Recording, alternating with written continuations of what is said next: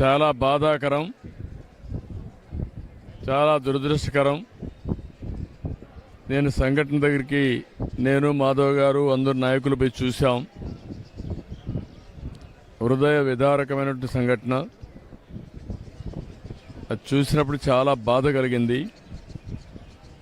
ఈ సంఘటన మొత్తం కలిసి ఇప్పటికి 20 మంది చనిపోయే పరిస్థితికి వచ్చారు.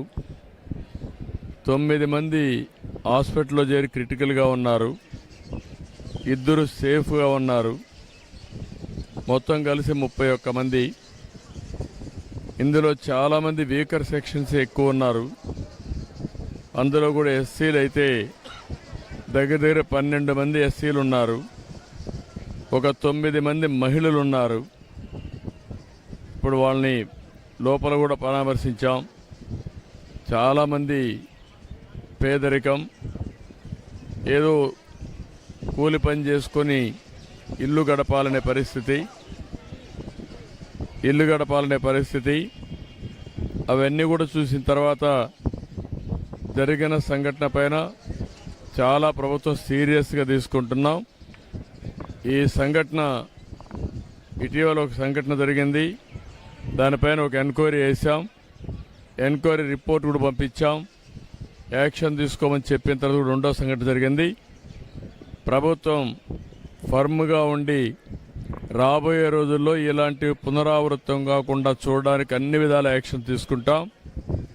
ఈ సంఘటన ఎంక్వైరీ చేసి అందరికీ అకౌంటబిలిటీ ఫిక్స్ చేస్తాం. ఎవరెవరు ల్యాప్సెస్ ఉన్నాయి, ఎక్కడెక్కడ ల్యాప్సెస్ ఉన్నాయి అన్నీ కూడా ఫిక్స్ చేస్తాం. మొట్టమొదటిసారిగా అక్కడుండే ఆఫీసర్లు, ఆర్డీఓ కన్సర్న్, డిఎస్పి, అదే మరి district labour officer, fire officer, వీళ్ళ 4 సస్పెన్షన్లో పెడుతున్నాం. సస్పెన్షన్లో పెట్టి భవిష్యత్తులో ఎంక్వైరీ చేసిన తర్వాత ఎక్కడ లాక్సిటీ ఉన్నా, ఎక్కడ తప్పు ఉన్నా వాళ్ళపైన కూడా చర్యలు తీసుకుంటాం. రెండోది, మనుషులు కూడా కొంతమంది విచ్చలవిడితనానికి అలవాటు పడ్డారు. ఇలాంటి నేరాలు చేసి ప్రజా జీవితాలతో చెలగాటమాడే పరిస్థితికి వచ్చారు. వాళ్ళపైన క్రిమినల్ ప్రాసిక్యూషన్ చేయడమే కాకుండా చట్టపరంగా వాళ్ళని ఏం చేయాలనో అరెస్టులే కాకుండా ప్రాసిక్యూషన్ చేపిస్తాం. వీలైనంత వరకు లైఫ్ ఇంప్రిజన్మెంట్ వచ్చేట్టుగా ప్రయత్నం చేస్తాం. ఇంకొక పక్కన వాళ్ళ ఆస్తులు కూడా జప్తు చేసి బాధితులకు అందరికీ ఎవరైతే చనిపోయారో వాళ్ళందరూ కూడా కుటుంబాలకు అప్పచెప్తాం.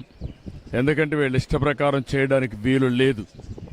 అదే మరి ప్రభుత్వ పరంగా ఒక్కొక్కరికి 20 లక్షల రూపాయల ఆర్థిక సహాయం చేసి మృతులందరికీ 20 లక్షల రూపాయల ఆర్థిక సహాయం చేస్తాం. గవర్నమెంట్ ఆఫ్ ఇండియా 2 లక్షలు ఇచ్చారు. అది కాకుండా 20 లక్షలు ఇస్తాం. అదే మాదిరిగా వీళ్ళందరికీ ట్రీట్మెంట్ ఇస్తున్నాం.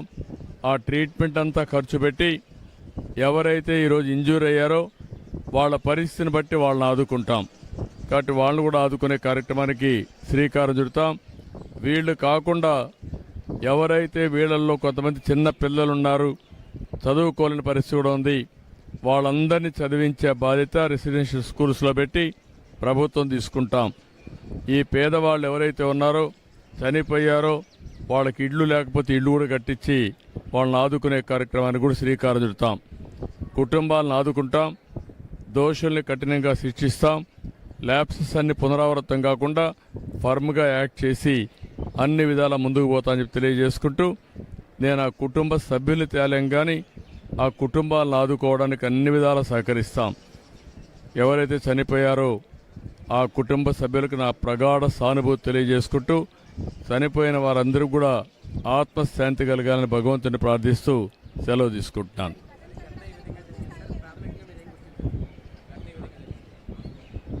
ప్రాథమికంగా నాకు అనిపించింది, ఎవరైతే ఆపరేటర్ ఉన్నాడో, ఇక్కడ ఇవన్నీ చేశాడో వాళ్ళకు ఆర్డర్స్ రావడం, ఆర్డర్స్ వచ్చినప్పుడు మనుషులు తీసుకొచ్చి చేయడం, సరైన ప్రికాషన్స్ తీసుకోలేదు. ప్రివెంటివ్ మెజర్స్ ఏమైతే తీసుకోవాలనో, ఇది ఎక్స్ప్లోజివ్ మెటీరియల్, అలాంటి మెటీరియల్ ఉన్నప్పుడు అన్ని జాగ్రత్తలు తీసుకోవాల్సింది. ఆ జాగ్రత్తల్లో ఫెయిల్ అయ్యారనేది నా ప్రైమరీ అసెస్మెంట్. రేపు టెక్నికల్గా అవన్నీ చూస్తే మనకు ఒక ఐడియా వస్తుంది. ఎక్స్ప్లోజివ్ మెటీరియల్ ఎంత ప్రొక్యూర్ చేశారు, ఎక్కడెక్కడ చేశారు, మన వాళ్ళు సూపర్వైజ్ చేసినప్పుడు ఎందుకు ఇలాంటివన్నీ కూడా గట్టిగా వార్నింగ్ ఇవ్వలేకపోయారు, అవన్నీ బయట వస్తాయి. అప్పుడు యాక్షన్ తీసుకుంటాం.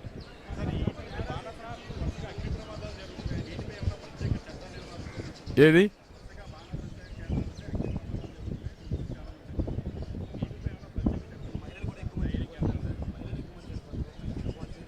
ఏది దీని మీద ఎలాంటి ఇవి తప్పకుండా ఎన్నున్నాయో రెగ్యులేట్ చేస్తాం. ఇప్పటికే ఒక ప్రొసీజర్ ఉంది, ఆ ప్రొసీజర్ కూడా చాలకుండా ఉంది. నేను లాస్ట్ టైం చెప్పాం, వీలైతే ఈ ప్రాంతాలంతా కూడా సీసీటీవీ కెమెరాలు కూడా పెట్టి ఆ సీసీటీవీ కెమెరాలని కంట్రోల్ రూమ్కి ఇచ్చి మానిటర్ చేయాలి కూడా అనుకున్నాం. దీన్ని మళ్ళా ఒక ఎస్ఓపి అంతా చూస్తాను. చూసిన తర్వాత పగడ్బందీగా ఏం చేయాలో చేసి మళ్ళీ ఎక్కడ కూడా ఎవరైనా చేయాలంటే మాత్రం స్ట్రిక్ట్ కంట్రోల్లో రెగ్యులేషన్స్ పెట్టి చేపిస్తాం.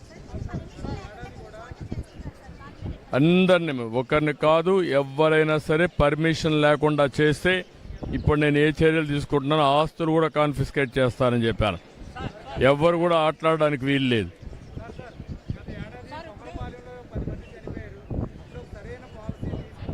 అప్పుడు కూడా తీసుకొచ్చాం, ఆ పాలసీ కూడా సర్క్యులేట్ చేసాం. అందుకే నేను ఇప్పుడు సమీక్ష చేసి ఎక్కడెక్కడ తప్పులు జరిగాయో అవన్నీ కూడా ఎగ్జామిన్ చేసి యాక్షన్ తీసుకుంటాం.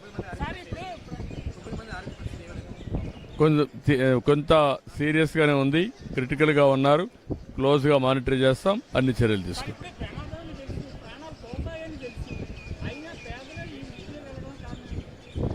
అంటే మనం గుర్తుపెట్టుకోవాల్సింది, ఇక్కడ వాళ్ళు over a period of time అలవాటయ్యారు.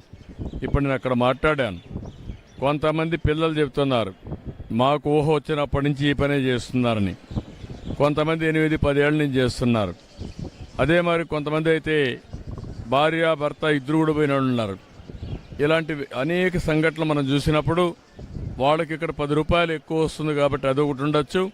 వాళ్ళ అవసరాలు బట్టి ఆ టెక్నిక్ నేర్చుకున్నారు కాబట్టి ఎక్కడ ఉంటే అక్కడ పనిచేసే పరిస్థితికి వచ్చారు.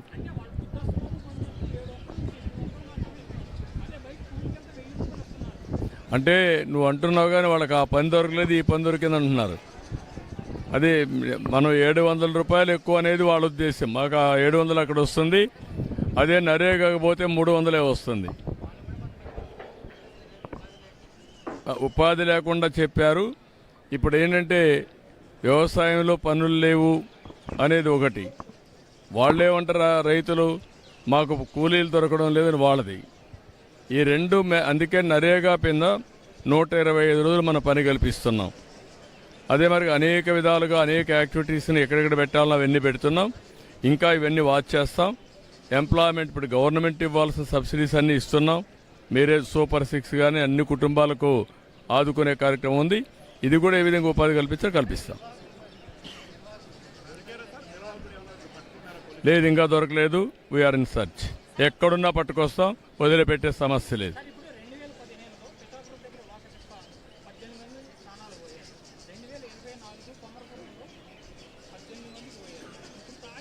18 మంది ఎక్కడ పోయారు? ఎక్కడ 8 అయ్యా. ఊరికే ఏదంటే మాట్లాడుతావు, నువ్వు కనుక్కొని వచ్చి మాట్లాడు. ఊరికే ప్యానిక్ ఏనయ్యా, నేను చాలా స్పష్టంగా ఉన్నా. నువ్వు కనుక్కొని కరెక్ట్గా నెంబర్ మాట్లాడి నేను సమాధానం చెప్తాను, కానీ ఫేక్ నెంబర్ తీసుకొచ్చి మాట్లాడదండి, కరెక్ట్ కాదు.